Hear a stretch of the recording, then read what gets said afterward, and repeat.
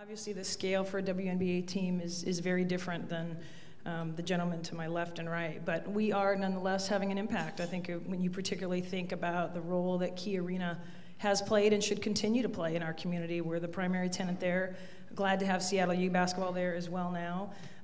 One of the greatest basketball venues in the country. For those of you that have traveled around and watched college or NBA basketball and other venues, Key Arena, without a doubt, is one of the best basketball buildings in the country. And so to have a chance to call that the home of the Storm has been a real pleasure for us, and we've continued to maintain jobs at Key Arena.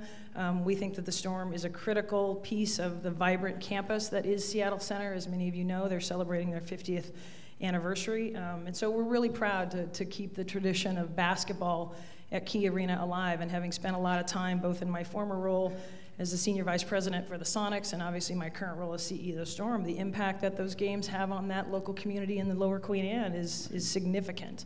You know, there were many studies done when the Sonics were talking about an arena back in '06 and '07, and you know, I won't bore you with all the numbers, but the economic impact study that was done by the task force there about the impact of particularly Sonics games on that community was significant. Over $350 million in business activity, $13 million in tax revenues for the city and the county.